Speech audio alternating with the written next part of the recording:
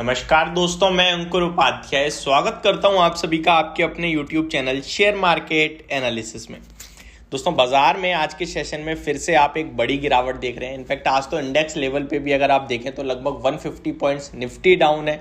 Bank Nifty में हालांकि थोड़ी कम कमजोरी है अगर आप कंपेयर करते हैं निफ्टी के सामने। तो मिड कैप बिल्कुल फ्लैट टू नेगेटिव है और small cap flat to positive देखने को मिल रहा है। एडवांस शेयर्स 770 हैं तो डिक्लाइन शेयर्स 1228 शेयर्स आपको 26 शेयर्स के अराउंड डिक्लाइन होते हुए दिख रहे हैं।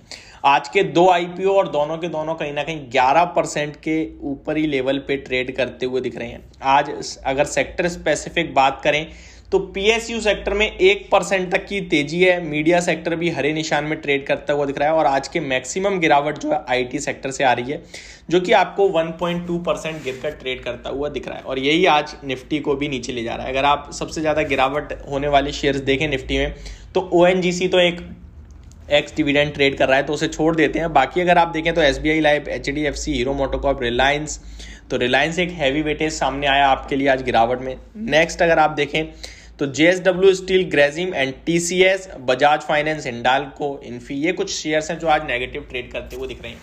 लेकिन सवाल ये उठता है कि आईटी स्टॉक्स में क्या करना चाहिए। पिछले कुछ दिनों में आपने एक अच्छी खासी रैली देखी है, उसके बाद आज एक गिरावट, तो क्या यहाँ पे खरीदारी करने का मौका है या फिर अभी प्रॉफिट बुक कर लें, वो एक बेटर ऑप्शन है। तो इसी के बारे में बात करूंगा, वीडियो को आगे बढ़ाता हूँ।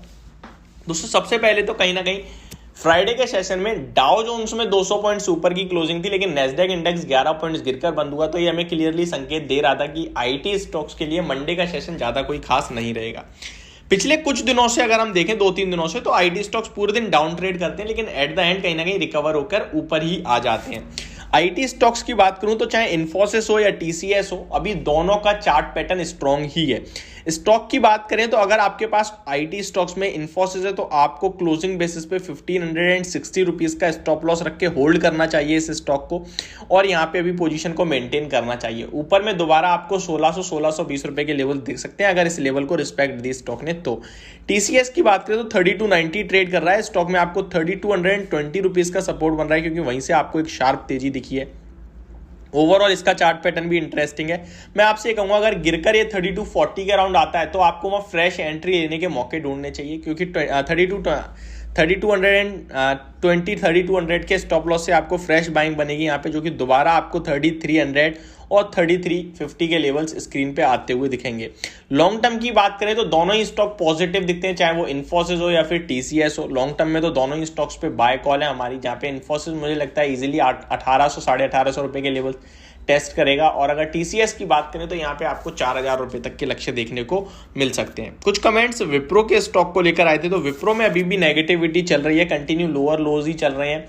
स्टॉक के चार्ट काफी ज्यादा वीक और खराब है। स्टॉक में रिवर्सल के संकेत बिल्कुल भी नहीं आए। जब तक 412 रुपीज का लेवल स्टॉक ऊपर में ब्रेक नहीं कर देता, ये स्टॉक नेगेटिव ट्रेंड में ही कारोबार कर रहा है। एक बार 412 रुपए के ऊपर की क्लोजिंग मिल जाए तो शॉर्ट टर्म में स्टॉक आपको 440 रुपीज तक के लेवल्स दिखाएगा। एक साल की बात करें तो स्टॉक में काफी बड़ी गिरावट ऑलरेडी आपने देखी है। 726 का हाई दिख रहा है जिसके सामने 390 के लेवल्स पे स्टॉक ट्रेड करता हुआ दिख रहा है। पिछले कुछ दिनों का आईटी का आउट परफॉर्मर एचसीएल टेक भी आज थोड़ा नेगेटिव ट्रेड करता हुआ दिख रहा है। इनफैक्ट अब तो पॉजिटिव हो गया, हरे निशान में आ गया एचसीएल टेक। आज मॉर्निंग में लगभग 1092 का लो लगाने का, तब भी 1104 पे ट्रेड कर रहा है। तो यहाँ पे आउट परफॉर्मेंस जारी है, कंटिन्यू हायर हाइज लग रहे हैं। चार्ट पैटर्न बहुत इंटरेस्टिंग है। ये आगे पीछे होकर स्टॉक आपको मुझे लगता है 1160 रुपए तक के लेवल्स दिखाना चाहिए। इस स्टॉक पे हमने बाय कॉल भी इनिशिएट करी थी, जो कि अभी आपको काफी अच्छे लेवल्स दिखा रहा है। तो मुझे लगता है डेफिनेटली आप अपनी पोजीशन को मेंटेन करें। आगे पीछे होकर ये स्टॉक 1160 की तरफ जाएगा। स्टॉक में हैवी डिविडेंड यील्ड भी है, लगभग 4-5% की डिविडेंड यील्ड रखता है स्टॉक। एक अंडरडॉग है आईटी स्टॉक्स में, इसको हमेशा कम वैल्यू मिलती है बाकी के आईटी स्टॉक से, चाहे पॉजिटिव रहे या नेगेटिव रहे।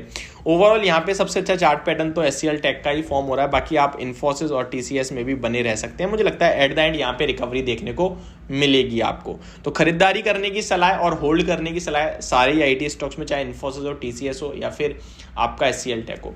विप्रो की बात करें तो चार्ट पैटर्न अभी नेगेटिव है और जब तक 412 ब्रेक नहीं करता तब तक आपको इस स्टॉक में मुझे लगता है थोड़ा सा कम ध्यान देना चाहिए। बाकी जब सारे आईटी चलेंगे तो ये भी चलेगा। अब बात करते हैं टेक महिंद्रा की।